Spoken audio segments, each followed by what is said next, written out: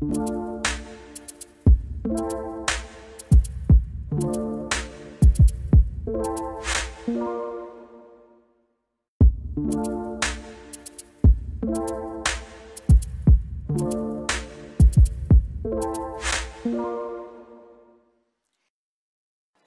morning.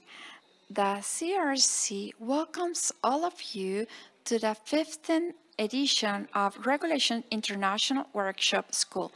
The topic of this edition is mainly focused in the challenges of a hyper-connected digital society, driven to let know the vision from different experts of the ICT industry, think tanks and multilateral entities, protected connection, childhood protection, and many more topics. We greet the members of the Audiovisual Content Executive Director of the CRC, Carlos Lugo Silva, Commissioners Pablo Bonilla Castaño, Adriana Piña Castro, and Commissioners Sergio Martínez Medina, José Fernando Parada Rodríguez, Nicolás Silva Cortés, and Ernesto Orozco.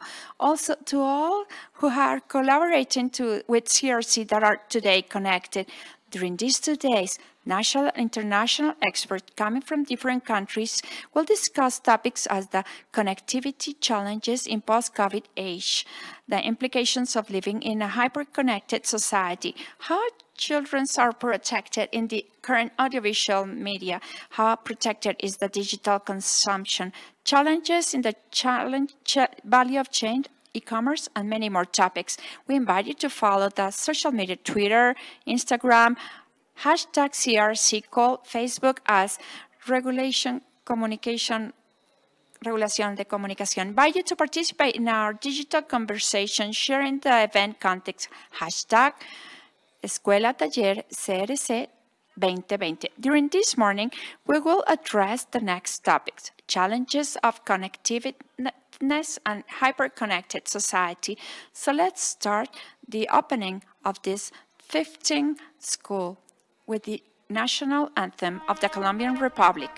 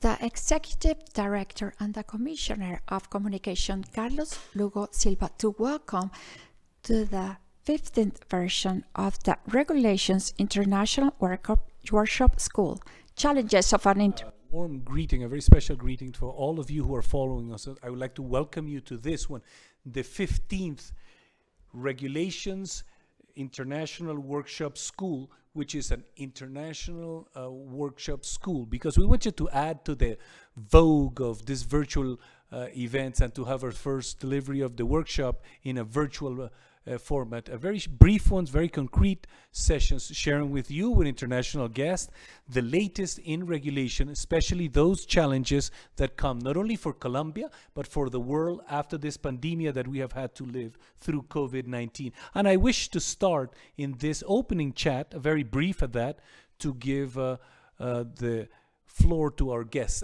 answering to a question: what did the regulator learn?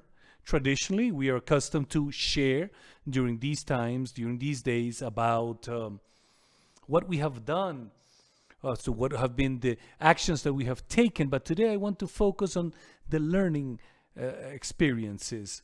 And the first takeaway is, what do you have to regulate in a pandemic or in an emergency? Firstly, is to guarantee access. We had to regulate to guarantee that all citizens would have access with better rates or perhaps with some subsidies to the service provision in the communications. Secondly, we needed to guarantee continuity for those who were users so that they can preserve their presence in the network, so that they can be serviced by the different providers of the communication services in spite of being locked down. Additionally, we had to work with stimuli for the company so that they continue to deploy their infrastructure, and of course so that they provided the service and they could have it in benefit of the user. And that was the last element that we had to regulate also, and that we had to, in an immediate way, answer with regulation: quality and user protection, guaranteeing digitalization, of course, of all our users, digital users, guarantee that the companies can continue through digital channels, servicing customers, servicing citizens, and additionally to change a bit the measurement of quality so that we can guarantee good quality services, but at the same time in a flexible way for our entrepreneurs. Additionally, another learning was how to regulate based on evidence, or evidence-based in a quick way. And there we had another question. We had impacts of norms or regulations during COVID times. Yes, evidently the same way that we were applying this one, we couldn't apply them the same way. We had to make some decisions in a matter of days.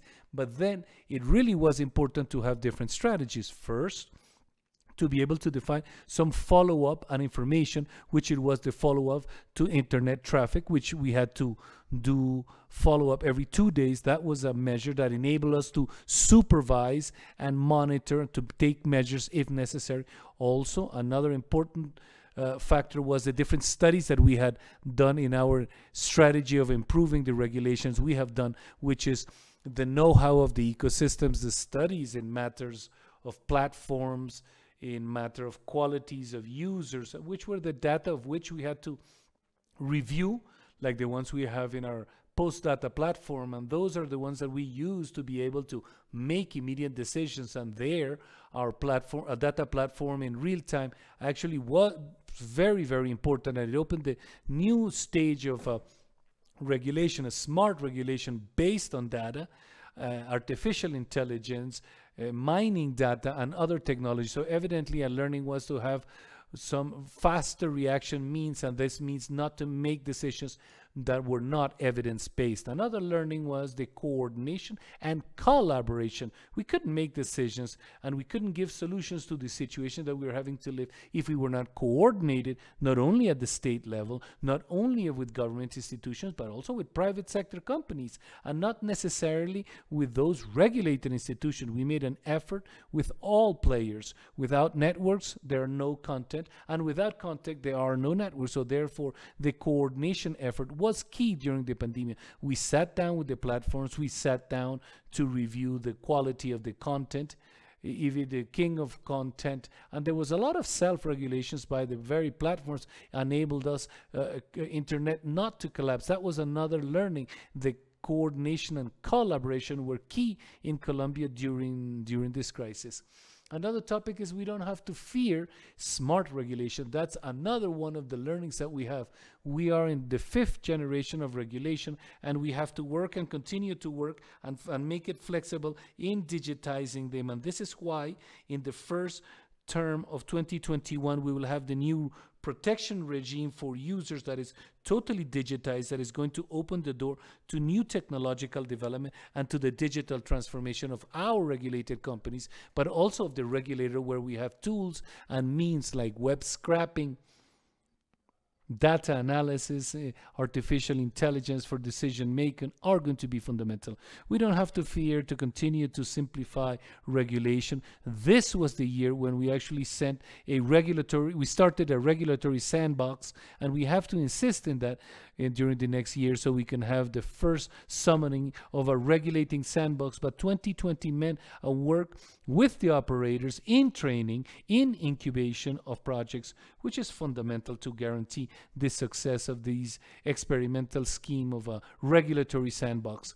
But additionally, you don't have to fear to have some specific norms for rural connection, because after the emergency, what we have to get to total connectivity, to universal access of services, not only of internet, but of all sorts of communication. Another learning, we need to speed up the plans and the public policies. In the document that we published of modernizing our mobile networks, it was all too clear that within the next 5 years, they're crucial for the closing of the connectivity gap we actually are having through a growing curve, and we need to achieve, as you can appreciate in this graph, that by 2024, which is right around the corner, less than 3 years, in 3.5 years, at least 80% of all peoples have access to 4G, mobile 4G, and of course to having started 5G. And for that, you need all that realm of intelligent regulation, so that we can have pro-competition, pro-investment, so that operators may deploy the 5th generation of mobile networks. This is nothing different from what's happening throughout the world, and in that we are totally comparable. And there is another important question that came about as a learning or a takeaway. Do we need to continue to the constitutional norms that is time-based, where communications are essential public services in such a way in times according to the decrees of the President of the Republic? That's a profound question. From my standpoint, I would say yes, it should be an essential public service, but we should not go back to the past. We shouldn't regulate it as a home delivery service, but to have enough tranquility and enough evidence to make regulatory decisions that generate investment, because the model that we have today in Colombia, and we have in the majority of countries, is a model of investment in telecommunications from the private sector. And of course, that public service, yes, what to guarantee what, so that we actually finish to do the deployment that we need, so that we can speed up the removing of barriers in the region, and to be able to make decisions that are positive in pro, not only of industry, but actually of our users. And rural connectivity, what we have published and approved with the framework of the Inter-American Network of Communication of CITEL, a document with many recommendations for our countries to promote flexibility, to encourage community providers, and in that the regulatory set for 2021 will have specific conditions for those tiny providers of less than 30,000 users, so that we have flexible access to spectrum. That is a discussion and a debate that we're having not only in Colombia, but in the different countries of the world, in the other countries of the world, and in our region. Technological innovation, and for that the sandbox should enable one to encourage greater technological appropriation and innovation to be able to have better connectivity. Public investment, unequivocally, the Universal Access Fund continue to be important. And with the document that we share with CITEL, we need to improve that investment of universal access funds. And another transcendental topic and fundamental one of that, to be able to close the connectivity gap, is actually less barriers is more connectivity. During 2020, the CRC also learned that stimuli generate an incentive to remove barriers to deploy infrastructure. Today, we have more than 300 municipalities credited, and to have 500 more municipalities that are about to be accredited as free of barriers to deploying infrastructure, but with the publication of our favorability index for deployment, we identified that the majority of capitals have not done their homework, and there the main cities of the countries have to progress. Only 4 capitals today are credited, and we need to achieve that the majority of our capitals are accredited. We cannot lose sight of the fact that the greater the taxes, you have worse rates, and you have less access, and therefore less deployment, and therefore less social development for our citizens. But additionally, there are other types of barriers that should be removed, and that is why we published a new code of best practices to deploying infrastructure, version 2020, that would enable us to fulfill this task. And definitively, and with this I would be closing my first intervention, without education there's no productivity, there's no virtual economy, there's no development, and that is why we need to work in the schemes of digital appropriation and productive one in internet by citizens who have taught us a great lesson during COVID-19, saying that yes, they can work in teleworking, that they can do education through the technological platforms and through internet, but unequivocally it would be a challenge in the future to be able to have a better and greater appropriation, not only for entertainment, but actually to turn Colombia and Latin America in a world reference of social and economic development of the world. Dr. Lugo. So now we start our academic journey with Advancing Connectivity by Ms. Audrey Blanc, Chief of the Economy Policy Division at the OECD, to implement the work of the policy committees of digital policy and consumer policy. Before working at the OECD, she was Senior Director of Global Safety Policy and Public Policy at Intercorporation, where she worked for 10 years. The floor is yours. Good morning, everyone. My name is Audrey Plunk. I'm the head of digital economy policy at the Organization of Economic Cooperation and Development, the OECD. I want to thank the CRC for inviting me here today to join you to discuss the very important topic of bridging connectivity divides in Latin America. Namely, today I'm going to touch upon the role of the institutional and regulatory framework needed to achieve the delivery of high-quality communication services in Latin America. As we all know more than ever today, reliable connectivity is an essential pillar of the digital transformation.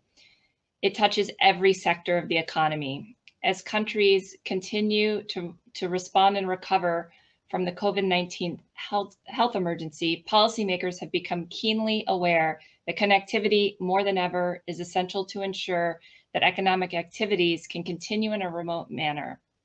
The health emergency has placed high demand on communication networks, with the whole of the internet infrastructure experiencing as much as 60% growth in internet traffic compared to before the crisis. If you just look at Colombia, we saw internet traffic increase from 38.6% in Argentina and Brazil, somewhere between 30 and 50%. However, persistent disparities in access to communication services among and within countries are likely to accentuate the consequences of the crisis, and more generally, the digital divides that have been there, but we see and are concerned about their expansion. Therefore, policies and regulations that seek to foster connectivity for all are not only important, but essential. As the market evolves, new regulatory and policy challenges, these approaches are crucial to get policies right in terms of responding to the crisis. Regulators and policymakers have to be at the top of their game more than ever. AI and the Internet of Things are pushing the boundaries of the digital transformation in countries around the world, including in Latin America. These technologies are increasing demand for communications infrastructure to keep pace with the digital transformation. A key challenge for OECD countries and Latin American countries is the need for both regulatory and technical interoperability. The use of fiber and fixed networks must be extended to support increases in speed and capacity, highlighting the complementary nature of mobile and fixed networks. A challenge in many LAC countries are the incipient fixed networks and high barriers to infrastructure deployment. To say it bluntly, there will be no 5G, no Industry 4.0 without sufficient fiber.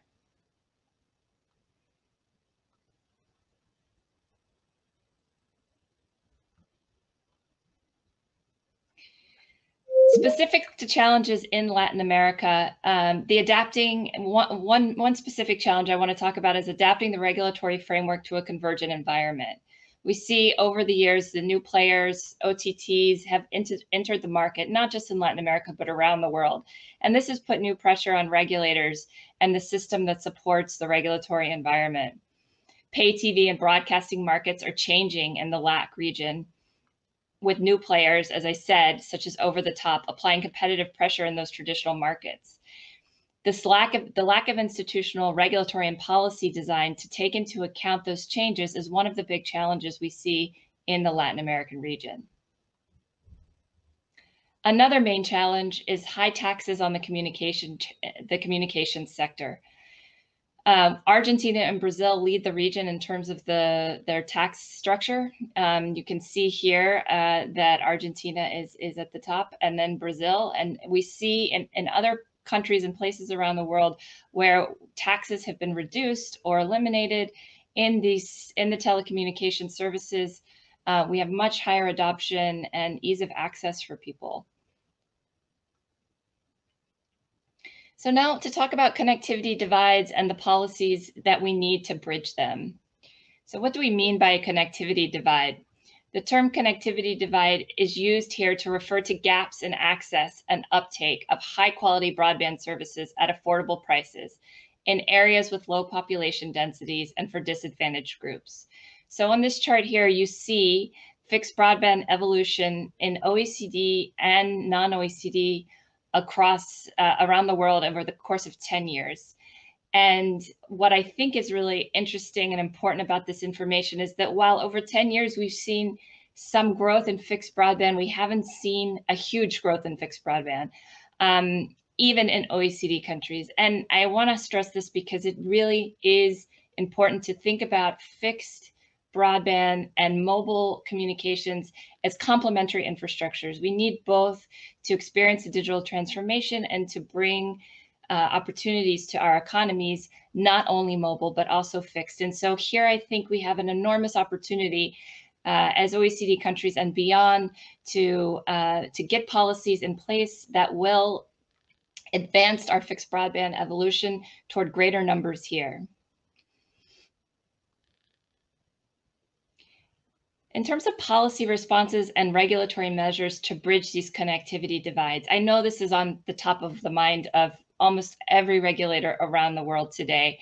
Not just do we connect people, but how we connect people, what connection they have, what they're using it for, and whether it's really going to make it possible for them to experience and continue their both social, learning, and economic activities. So a few key policy recommendations from us at the OECD. The first bucket of recommendations falls into the category of overarching policies to boost connectivity. And again, it's not just about having a connection, it's also about having a quality connection. So the first is national connectivity plans. Obviously, when countries have a strategic plan of how to connect their country, they're much more likely to succeed at connecting their people. The second is fostering competition.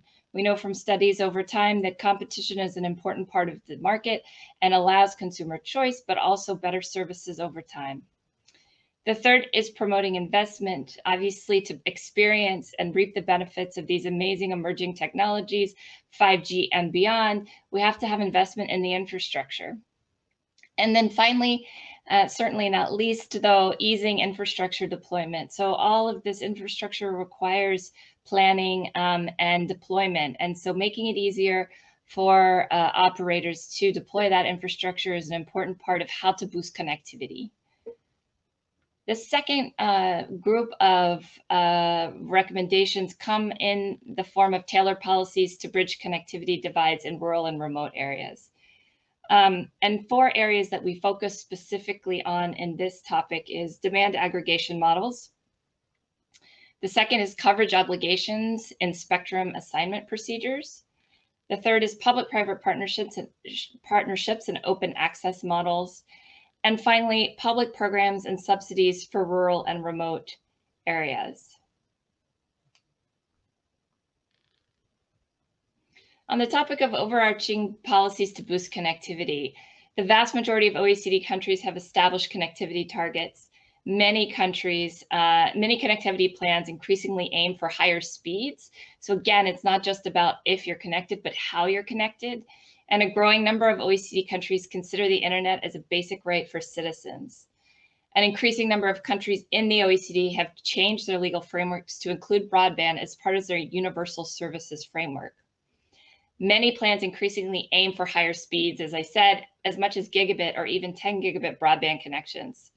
For example, among OECD countries, Korea has the highest broadband target in terms of download speeds, with the aim of covering 50% of urban households, which amounts to 85 cities, with connections of 10 gigabit download speeds by 2022.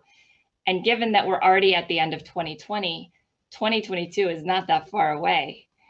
Luxembourg has the highest access target with a goal of offering 1 gigabit to 100% of households by 2020, followed by Sweden with the goal of connecting 98% of both households and businesses with 1 gigabit broadband by 2025.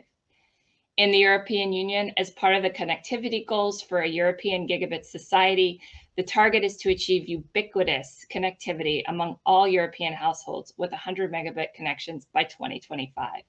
So as you can see here, the trend in terms of boosting connectivity and policies to boost connectivity is focused not only just on connecting people, but connecting people better. Overarching policies to boost connectivity and competition. So the OECD's research for the past 2 decades has shown that the liberalization of the communications sector has brought many benefits in terms of increasing affordability, availability, and quality of communication services. Fostering competition enables greater user choice and innovation. It lowers prices. It may drive up quality, and it promotes broadband deployment, including in underserved areas. The inherent cost structure of communication markets with high fixed costs is conducive to barriers to entry in the market.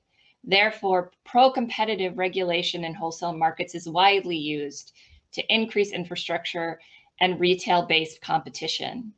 In addition, how spectrum auctions are designed has had a great impact on competitive dynamics of mobile communication markets. Ensuring efficient management of this scarce resource, which is an essential input for mobile broadband networks, is of paramount importance.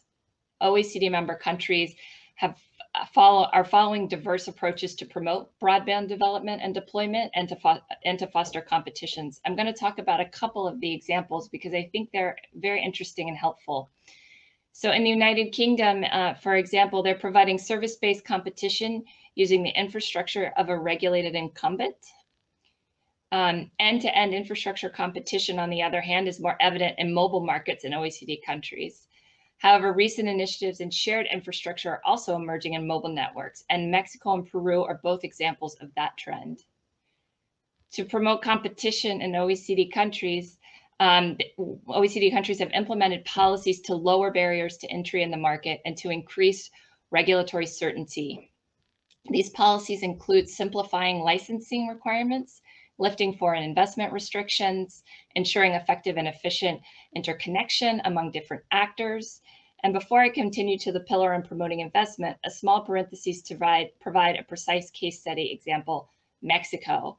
And I want to say that in 2012, when the OECD did our telecommunications and broadcasting review of Mexico, and the results and recommendations were implemented, we saw fairly dramatic shifts in the telecommunications market in Mexico over the following years. On promoting investment, as demands for reliable and fast connections are expected to continue and increase, not just because of COVID, but certainly as a result of, policymakers should encourage investment in high quality fixed and mobile networks. As I've said before, the use of fiber and fixed networks must be extended to support increases in speed and capacity across all next generation technologies. Reducing network deployment cost is a way to provide incentives for network rollout. As an increasing number of OECD countries have promoted measures of co-investment or joint deployment of broadband networks, passive as well as active infrastructure sharing may also be a way to speed up broadband deployment and increase the access to it.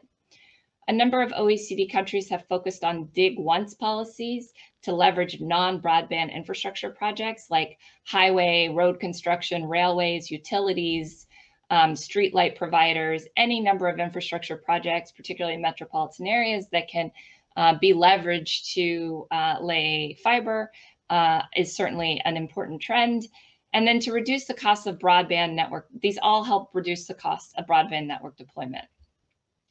While most of the investment in broadband deployment usually comes from market participants, including private as well as publicly owned networks, for example, municipal networks or national wholesale networks, is important. Investment in the communication sector has been complemented by public funding in many OECD countries in the form of state aid. This requires calculating the investment gap for the areas that are not commercially attractive to avoid crowding out private sector investment. Easing infrastructure deployment. Removing barriers to infrastructure deployment becomes even more crucial with the next generation of both fixed and broadband networks, given that network densification, which is required for 5G, may imply significant investment in fixed infrastructure. More and more fixed and wireless networks become complementary at their core. One effective way to ease infrastructure deployment is through the reduction of approval and construction times. Therefore, many OECD countries are aiming to streamline rights of way. Streamlining the rights of way for telecommunication operators becomes increasingly important to deploy massive number of small cells for 5G and fiber backhaul to connect these cells. In the report, in many of our reports, we mentioned two examples of where this is going on in OECD countries. The first is in the US, accelerating wireless and wireline broadband deployment by removing barriers to infrastructure investment. And in the EU, Article 57 of the EECC. Moving on to more tailored policies to bridge connectivity divides in rural and remote areas. This is a topic that has long frustrated policymakers and companies alike, but it's a very, very important issue because bridging the connectivity divides is by no means related solely to rural and remote areas.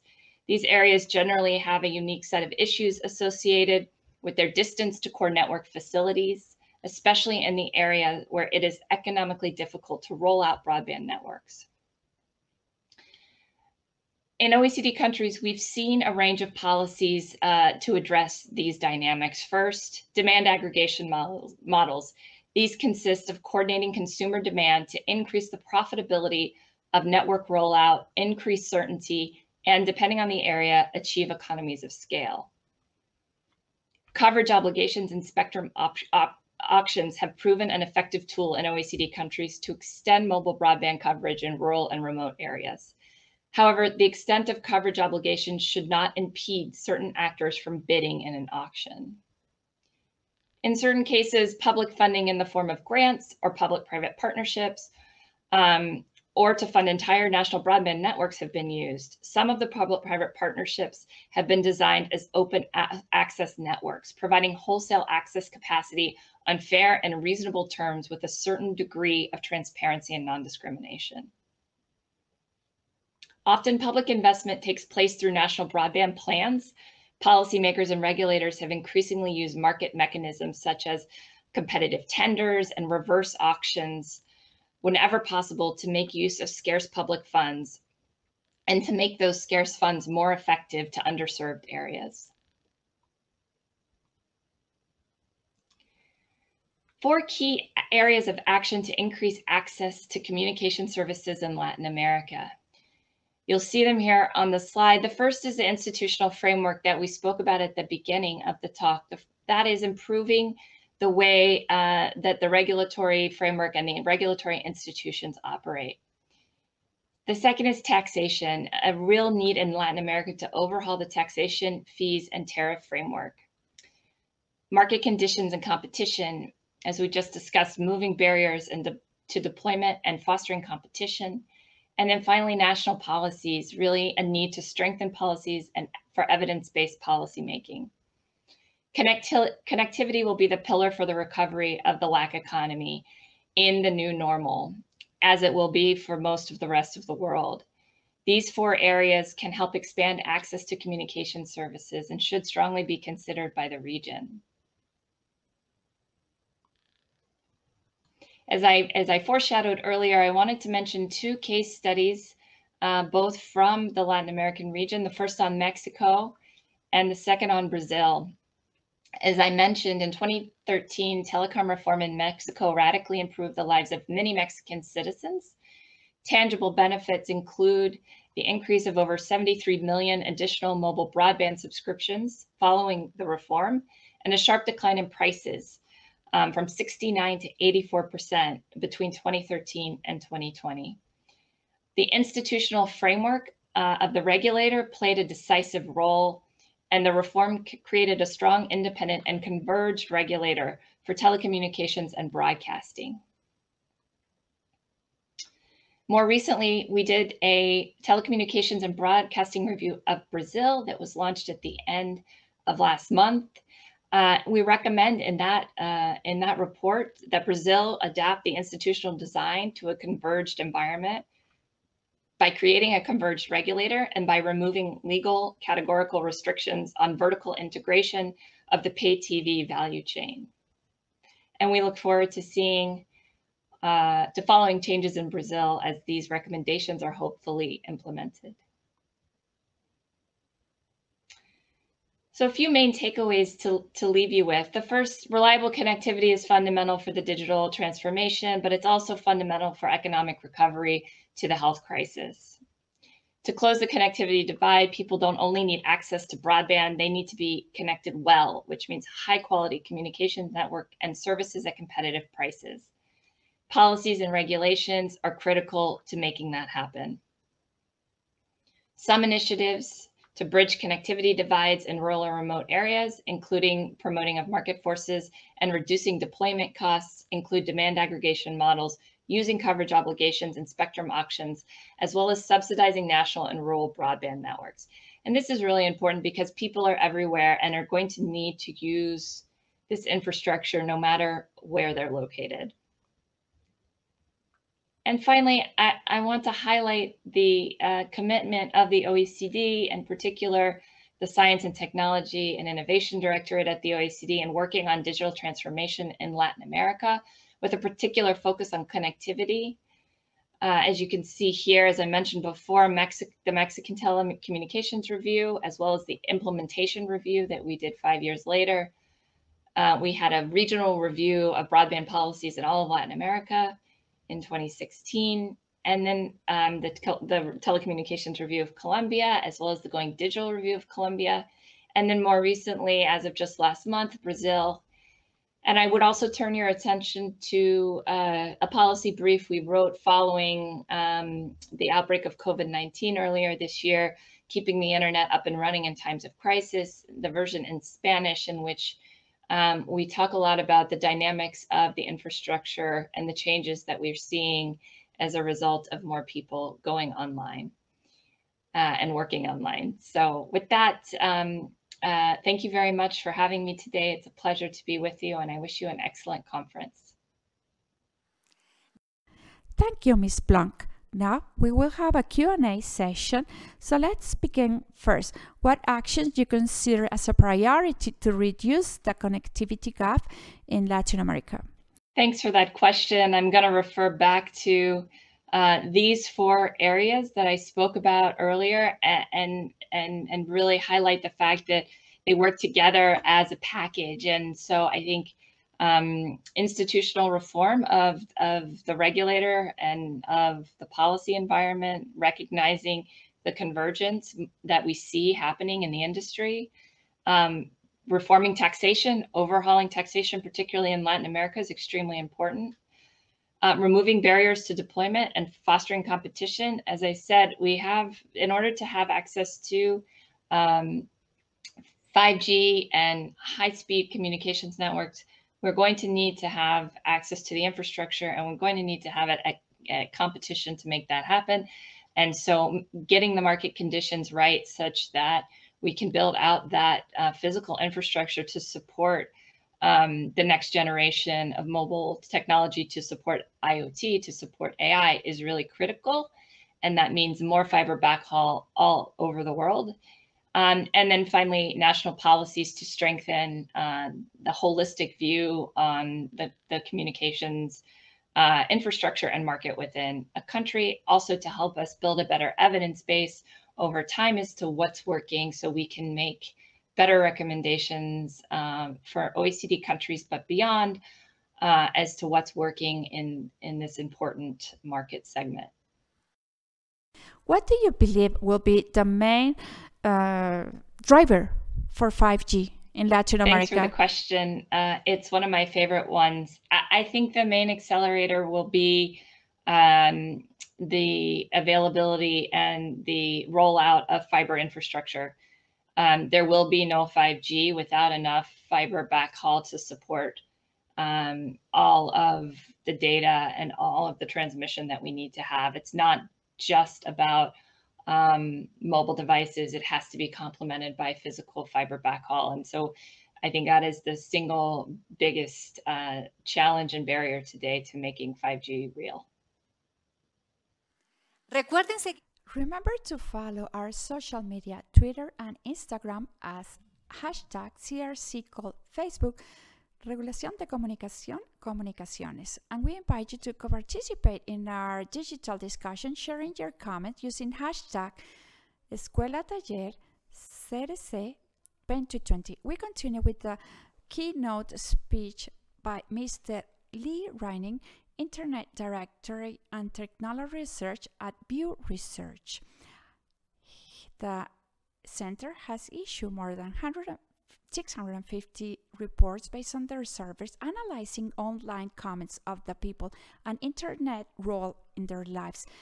United States Association of Sociology awarded him for his excellence presenting reports on social matters. Thank you so much. It's a great honor for me to be with you, and I very much hope that my presentation will be useful as you make decisions about the internet of the future. My presentation is going to be about the future of connected society, and it really emerges from some of the research that we have done over the years about how the internet has changed. There have been 3 large technology revolutions in the past 25 years. These will be United States data, but they are data that apply around the world. They might be a little bit different country to country. For Colombia, a little bit different from the United States, but the basic story is the same, that there have been significant changes in people's technology use and the way that the internet itself has affected society. This slide shows you the United States data for how 3 revolutions, one in broadband, one in mobile connectivity, and one in social media, have played out in the United States in the past 25 years. As you can see, the internet itself has grown rapidly from almost nothing 25 years ago. Very few people in the United States use the internet. In the year 2000, when we started asking about broadband, hardly anyone had a high-speed connection in their home. Now it is about 3/4 of the adults in the United States. The mobile revolution has been even more dramatic in many respects. So almost everyone in the United States, and in Colombia too, has a cell phone, and 81% of United States adults have smartphones, and a similarly high proportion of Colombians have smartphones. And when they were able to get connectivity to the internet through their smartphone, when they could take the internet with them everywhere they could go, and they could connect with others, they could connect with information, they could learn things, they could interact with other citizens and their government, It dramatically changed the sense that people could have control over their lives and could use the internet in social circumstances, economic and commercial circumstances, and in civic circumstances. The third revolution was the social media revolution. When we first started looking at this in the year 2005, very few people in the United States use social media. Now it is more than 70% of American adults. Again, the story is very similar in Colombia, where a very high proportion of the population is quite enthusiastic about social media. So these three revolutions have changed people's relationship with information. They have changed people's relationship with each other. They have changed people's relationship with institutions that are important in their lives. And they've changed internet users' relationship with each other as economic actors, both as producers of goods and services, as well as consumers of goods and services. I want to talk now about work that we have done, that we interview many experts about the future of the internet. So the revolutions I just described are the revolutions that have taken place now, but we have asked experts around the world how they see the internet evolving and digital life changing. And they talk about a series of new revolutions. So in addition to the three revolutions I have already described, they talk about a revolution related to the Internet of Things. Many more devices, many more appliances, many more aspects of the environment are going to become connected. They talk about the Metaverse, which is the way that lots of data are exchanged from connected devices, from sensors, from other surveillance systems that are watching how the climate changes, how water pollution changes, how traffic flows in cities, how people's households consume energy and water, and how people get educated. They talk about a revolution in virtual reality, where we can apply some goggles to ourselves and we can change the world that we live in. We can see new places. We can go do new things. We can experience parts of the world and parts of the future that would otherwise not be available to us. They also talk about augmented reality, which is not completely changing the world that you live in, but it's changing, it's adding information and data and entertainment to the world we already live in. So maybe you have already used Pokemon Go, or maybe you have watched football games where an arrow follows the ball down the field. So there are ways in which augmented intelligence and augmented reality is part of this new world that they see emerging.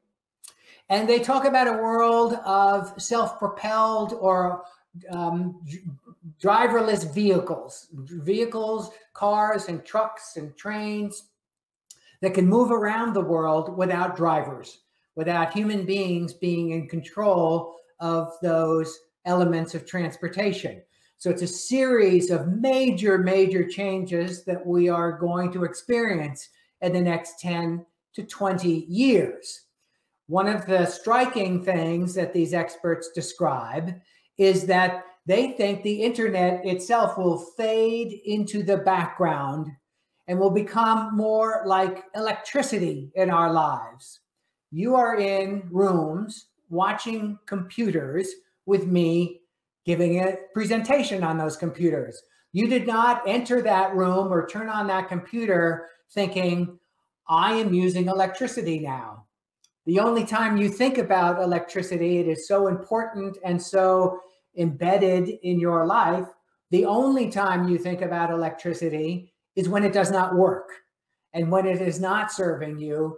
These experts say the internet will change in a way that it will become part of the background of our lives, like electricity. It will not be as visible and we won't be thinking about it as much as we now think about it.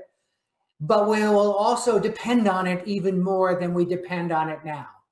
And they predict that this will have major changes on the way people live their lives and some of the challenges that societies will face in this newly, highly hyper-connected environment. So they talk about three major trends that will be driving these new revolutions. The first is that there will be a global, immersive, ambient network of computing built through smart appliances and sensors, smart cameras, smart software, lots of databases and massive data centers. Essentially, all parts of the environment will eventually become connected to each other. You will see new flows of data emerging from those systems.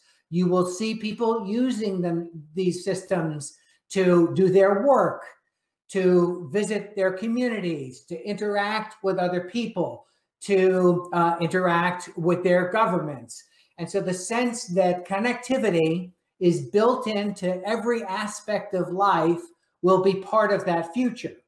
Maybe in the future, you will be watching a hologram of me, and you will be doing it in a room that knows that you are in that room and will adjust the temperature to your favorite temperature. Will maybe change the artwork in the room to your favorite artwork. That will maybe involve music being piped into the room that's your favorite music. So it will be an environment and a series of systems that are very highly connected and informing each other. There will be massive amounts of intelligence built into all that connectivity. The second major element of this new world that we're going into is that there will be real and virtual enhancements to much of human activity, including the way that we think, as we carry around our smartphones, as we interact with smart devices, as we let ourselves be known in an intelligent environment. There will be ways in which we will think with new possibilities. We will know how to get information quickly. We will know how to interpret information quickly. We will know how to gather up the right information to help us make a decision. Artificial intelligence and algorithms will be spread throughout all of these systems. And people will be able to take advantage of all of this intelligence in the world. With portable devices, we will wear the internet in our glasses, in our clothes, as well as the rooms we are visiting. It will be part of the appliances that we use, the cars that we drive in, the buses and trains that we ride on, and we will be able to see a world that has a lot more intelligence incorporated in it, the way this picture does. You will be able to walk down the street and know what stores are open, know what merchandise are in those stores. Maybe you will know, if they know you, that you will be able to get a discount or a special product in those stores that would be available for someone like you who wants to purchase that good or that service. So the world and the environment will get smarter in this digital life in the future. The other major trend they talk about is that social and business encounters will be shaped by virtual reality and telepresence and personal enhancements. So we will be able to be in other places even as we are sitting in our seats at home. We will be able to have very vivid and important encounters with other people even as we are sitting at home. Many of us are having those kind of encounters now in the middle of the pandemic, as we depend on technology to help us connect with the people that we are important to us, the people that we love, the people that we need to do business with, the people that we work with. And there will be new ways that will be even more dramatic to have those kinds of human encounters, maybe through holograms. My hologram might be talking to your hologram, and your hologram might be built on a smart agent that knows you, that knows what information you would want to learn from a person like me, and would be able to communicate those needs to my hologram, which would then feed you back the information. It will be very strange, maybe, to encounter people in this way. The other thing that will be possible with all of these data coming in and all the analytical tools that we will have at our disposal, we will be able to manipulate data in new ways.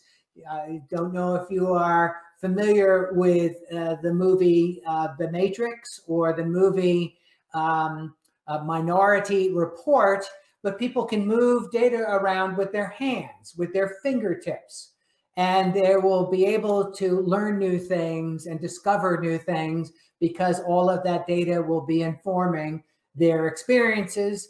And some of those experiences will be very rich, very realistic, and in virtual worlds. So the technologists that we talk to who give us this advice about the future say that there are 3 wonderful things that might happen as this world emerges. So these are the good stories that they think might happen. The first thing that they talk about is that information sharing over the internet will be almost effortless. It will not require a lot of work to share information, to extract information that is useful, and it will be part of our everyday life to make us smarter and safer and more efficient. We won't waste as much time in this future, these experts say, as we waste now. We will be able to find exactly the kind of information we need as we are making decisions in our lives or we are trying to discover things in our lives. One of my favorite words that these experts use is computation, which is combining communication and computing in the same word. So it's communicating through computer systems and computer algorithms that often will be used in smart agents, these agents that we can use to go out into the world to help us answer questions that we need answers.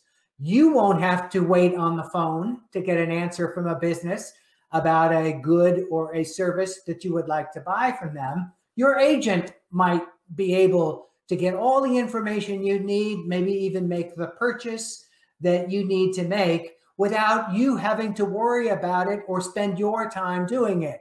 Smart agents will be extensions of our brains, maybe our pocketbooks and our money, and certainly agents that will go out into the world, the connected world, and find things that are useful for us to know, making our work better and our leisure better than it is now. The second thing that these experts talk about as one of the great benefits that could come from this new connected society is that artificial intelligence, augmented reality, wearable devices, wearable internet, and big data will make people more aware of their world and their own behavior. So if you think now about the way that people take care of their health or manage the medicines that their family needs, they have to remember it all. They have to have a system for recording all the important medical information that from their own bodies and maybe from the bodies of people that they love. We will be able to track our health in much more efficient and much more powerful ways in this future. So we will know before we get sick that certain parts of our body are struggling. Maybe our blood pressure is going up. Maybe our pulse is speeding up. Maybe we've got a little bit of a temperature, a body temperature that signals that an infection is moving into our body. There will be lots of ways now that we will be smart about ourselves in ways that we are not now, smart about the world around us because we are being fed all of these relevant facts and figures and bits of information about ourselves and the world around us. The third theme that they talk about is that the internet and connectivity will be built into the environment and the structures and the systems around us. So many of you, I think, are working very hard on things like smart cities or smart buildings or smart pieces of infrastructure, where you have now got sensors and other kinds of signals from buildings about how well they're performing. You know whether the air conditioning system or the heating system is working well. You know where there are leaks in pipes going into the building that are providing it water. You know whether the steel and concrete that has been used to build the building is getting weaker and needs repair or things like that. So they talk about this connected world having so much intelligence in it that will help us prevent mistakes, help us prevent disasters, help us become smarter navigators of the world around us. So again, they talk about the internet being in our bodies. They talk about the internet being in our homes, smart doorknobs, smart heating systems, smart appliances like refrigerators and toasters and other things that are involved in cooking. They talk about smart communities, so communities where the traffic systems can be better manipulated so that there aren't traffic congestions in lots of places, and where people can find parking spaces, or where people can find the most efficient way to get from one point where they are to the next stop in their lives. They talk about smart environment that will, where measurements of pollution and other problems in the environment will be much more evident because sensors will pick it up.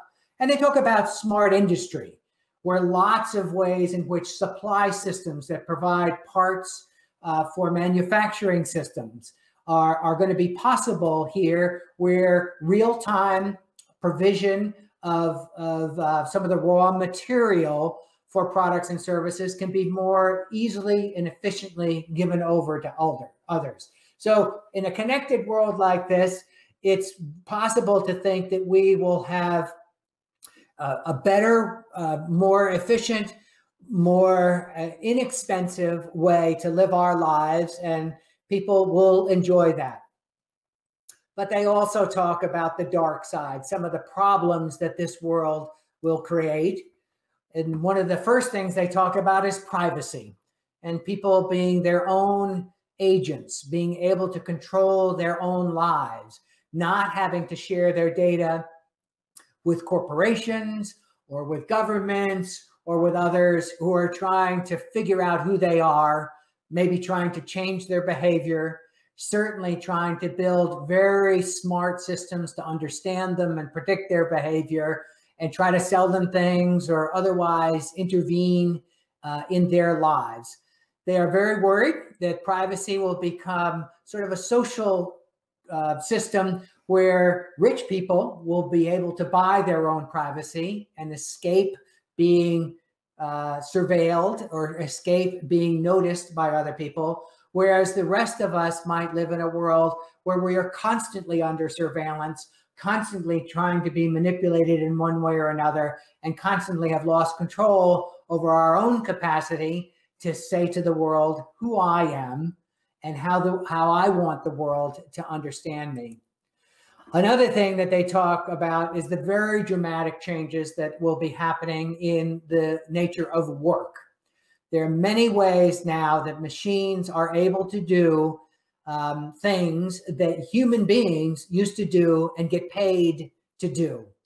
So the nature of work will change as robots and artificial intelligence assume greater roles in many, many, many job functions.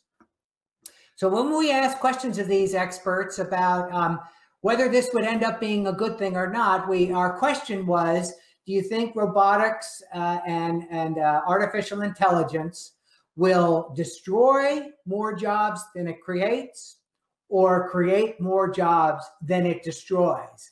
And you can see in the data here, we got a very split verdict.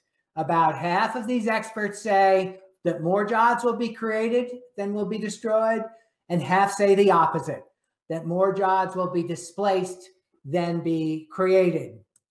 One of the most interesting exercises that you are probably going through in your own lives is to figure out where machines can do good work that used to be human work and actually free up or liberate humans from doing that work, and where humans still have great advantages over machines in doing the work. So some of these experts talk about machines are better than human beings and will increasingly get better than human beings in doing repetitive and predictive tasks. They are better at assembling data, doing computational things than human beings can do when they have to compute numbers in their heads. Machines are a lot better at that. The machines are greater at using large amounts of data and inputs to see patterns, to recognize what changes are occurring, to see how humans are behaving. And machines are good at, when you tell them what the rules are, machines can execute those rules. So the machines are good at making decisions based on concrete rules. But human beings are better than machines, and for probably a while more, will be better at emotions and building relationships. So much of life is about building relationships that machines won't be able to do that. Machines, human beings are much better at formulating questions and explanations and making meaning out of the environment and the things that they see around them. Humans are better than machines at deciding how to use limited resources strategically. Where's the best place maybe to put resources to get jobs done or to help people in the greatest ways. And they're good at making products and results usable for human beings. Machines can't necessarily translate how all this data can be interpreted by humans. Humans can do that much better than machines can. And humans are much better at handling abstract rules, not concrete rules, but abstract rules than machines. So when we've asked about this new environment of these experts, we said, do you think there will be education and training systems that will take account of all the changes that artificial intelligence and robotics are going to bring to the world? And many of the experts say yes. 70% say yes, there will be new training systems and we will be able to adjust to the needs of employers and employees in this new environment. And about 30% say no. Excuse me. So they are hopeful. And one of the great jobs that you who are involved in digital technology will have to worry about and to try to accomplish in the future will be how to create these education and training systems so that human beings can still get paid for work. Human beings can still find meaning in their work because meaning is such an essential cognitive activity of human beings. If they do not think their lives are worthwhile, they are in great trouble and they have emotional, social problems that are really, really hard to solve. I wanted to share with you some other findings. These are not from my Pew Research Center, but some experts were asked maybe 3 or 4 years ago about the way that artificial intelligence will be evolving to what they called high-level machine intelligence. And they basically asked these experts to give a date, to describe how many years from now unaided machines, that means machines alone, not with human beings, can accomplish these fundamental human tasks better and more cheaply than humans.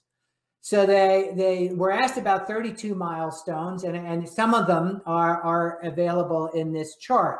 So they said by the year 2024 that machines would be able to outperform, do a better job with being language translators than human translators would be. So not very many years from now, machines will be language translators better than humans.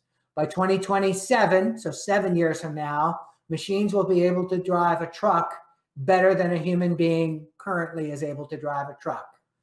By the year 2031, the machines will do a better job being clerks and assistants and agents in retail establishments. They will do that job more efficiently and just as effectively in stores. By 2031, machines will be all over many, many commercial establishments.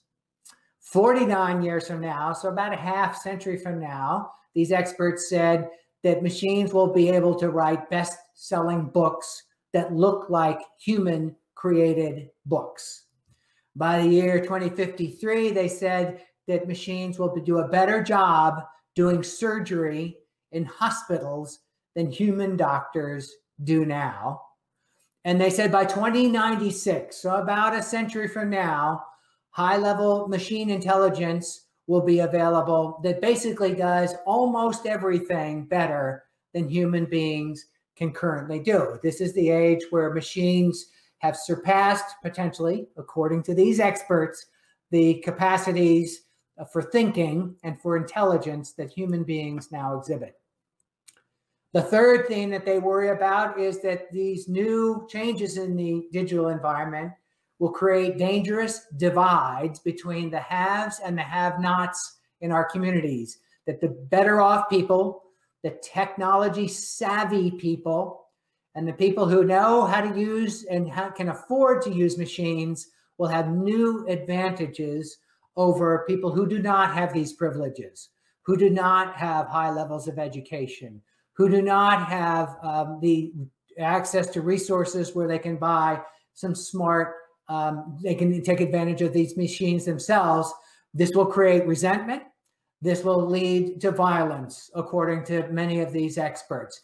They worry that human beings will get lost and feel useless in a world where machines are doing so much more work than they currently are, and where much of the work that they are doing used to be done by human beings. Another thing they worry about is that bad actors will ruin these systems. Everything will be hacked. All the machines can be taken over by clever, evil people who can turn them into agents of destruction or agents of chaos in the wider world. They worry, for instance, about driverless cars and whether those can be manipulated by bots or by hacker programs so that they will not act safely, so that they will not take care of their passengers, so that they will create chaos on our streets.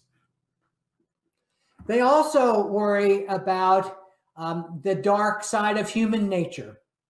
Many of these experts are worried that the bad people in our cultures, the people who are criminals, the people who are lazy, the bullies, the people who want to harass and to stalk and to make miserable the lives of others, the people who are stupid, the people who are agents of inappropriate adult content or pornography, and the people that just want to play tricks and manipulate other people. They will be able to use these new tools, these robots, these programs for artificial intelligence and their own programs to make life truly horrible for others who are not as fortunate, who somehow are perceived as less important or somehow perceived as less deserving as the bad actors will do. So that these experts are worried that the new technologies will not necessarily be tools for harmony, for more tolerance, for people using them to get along better with each other. They're worried that human nature has always been defensive and dangerous and risky, and that these new tools allow the worst people to continue and do new, very hard things, very evil things to each other. And finally, they've got a major concern about our own capacity to stay in front of all of these changes. The story of history is that technologies get invented and they get used before humans understand some of the problems those technologies can create. I'm sure many of you who were involved in the rise of information and communications technologies, 20 years ago, all of us were thinking, these tools are wonderful. They will create new learning, new opportunities, new civic engagement, new democracy-related reforms. These will enable all the people who want to do good things to have new power and new ways to make life better. But what's happened is, of course, that the bad actors have become involved.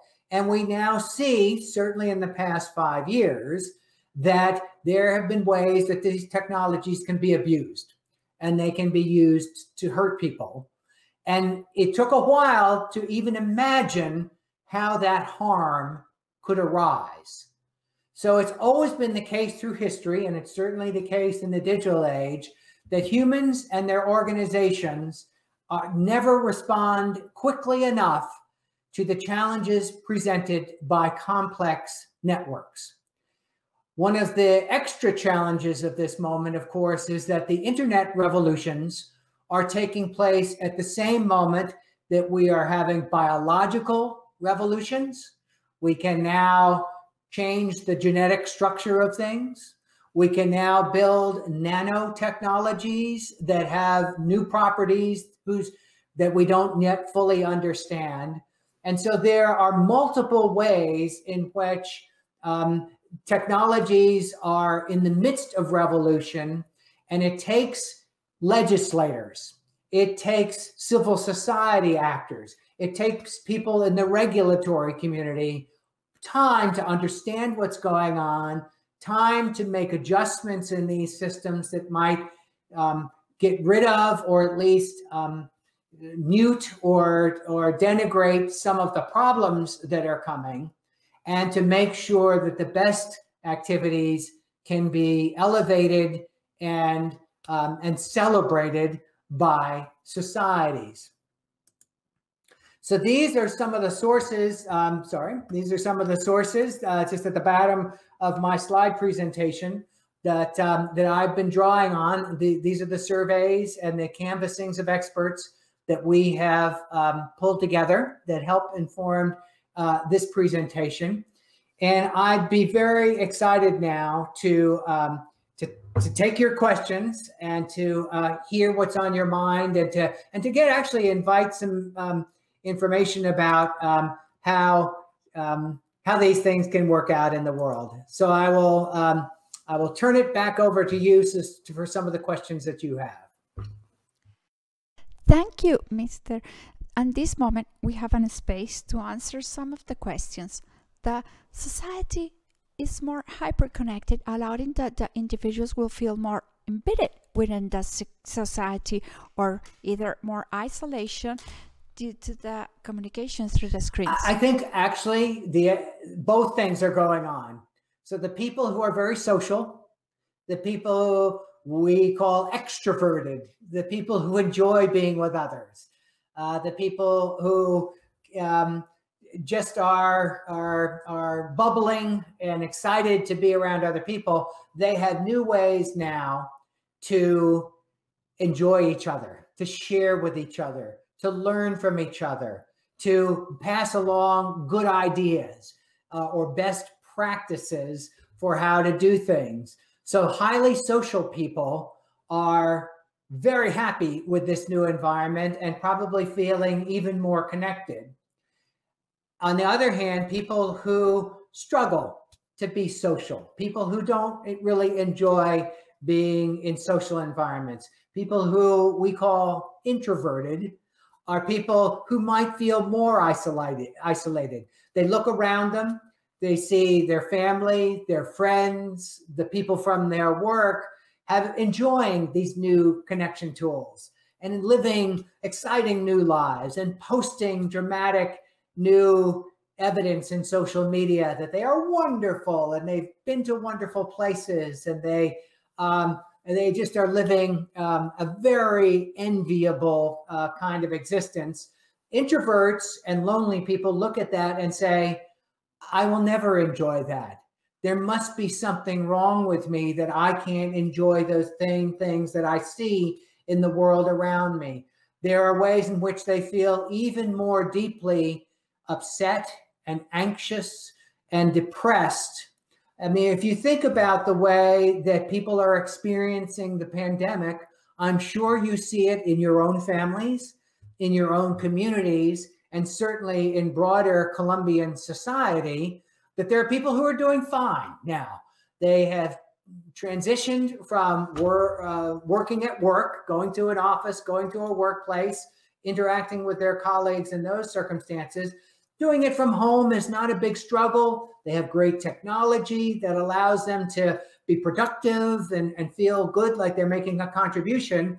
The people that don't have good technology, or the people that are lonely already, or the people that never really enjoyed work environments, they're cut off.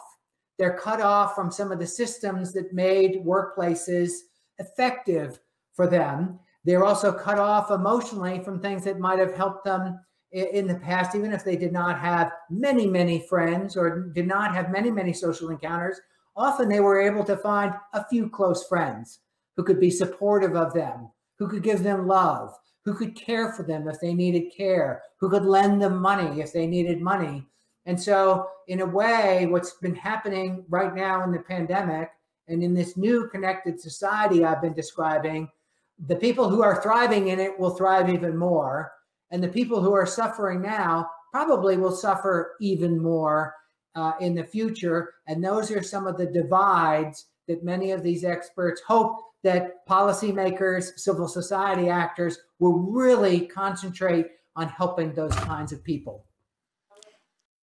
What a level of responsibility have or should have the platforms versus adding to them? What are the actions required?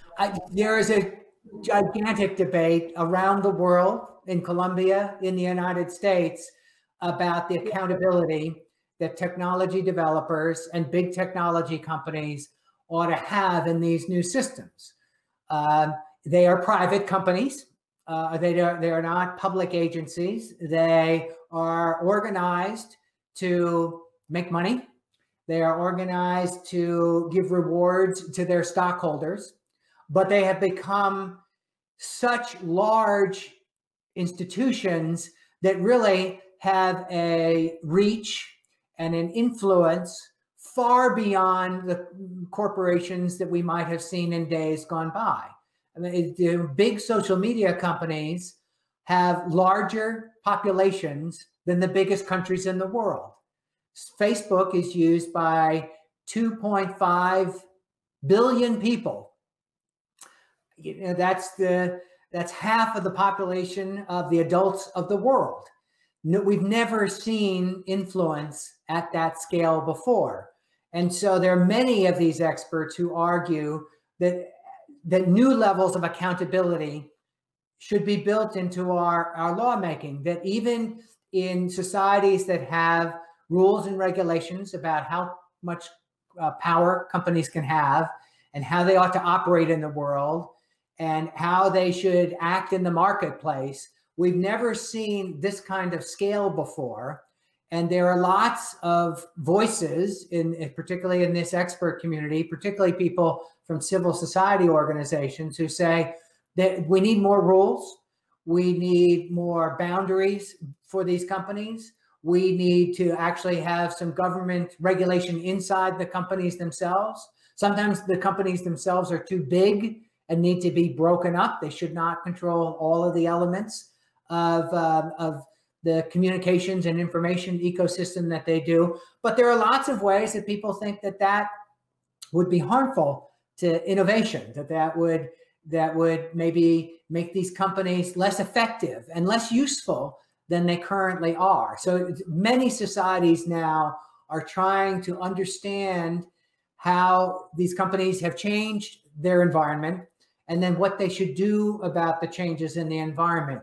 The biggest struggle for many places, of course, is misinformation and bad information, and the people who would use misinformation and disinformation to affect their societies, to make cultures more divided, to fool people and to trick them into doing things that they wouldn't normally do, to create lies about the people that they oppose.